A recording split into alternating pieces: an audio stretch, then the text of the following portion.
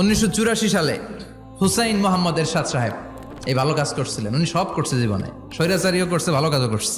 উনার কারণে আজ অবধি এই 84 থেকে আজ বাংলাদেশের রাষ্ট্রীয়ভাবে সাপ্তাহিক ছুটির দিন কোনটা?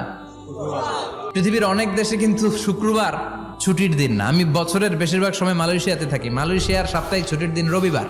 খ্রিস্টানদের সাথে অনেক বিজনেস, তো তারা যদি শুক্রবারে ছুটির দিন করে তাহলে সপ্তাহে 2 দিন ব্যবসা বাণিজ্য কাটা পড়ে যায়। নিজেদের কারণে শুক্রবার বন্ধ, যাদের সাথে বিজনেস ওদের কারণে রবিবার বন্ধ।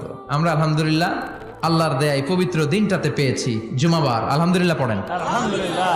3টা জুমা যদি কেউ মিস করে 2টা পানিশমেন্ট। এক হচ্ছে তবে আল্লাহ ফি কলবি, আল্লাহ অন্তরে মোহর মেরে দেয়, ভালো কথা ভাল লাগে না, নামাজ ভাল লাগে না, আজান ভাল লাগে না, ইসলাম ভাল লাগে না, শুধু মৌজ মাস্তি ভাল লাগে।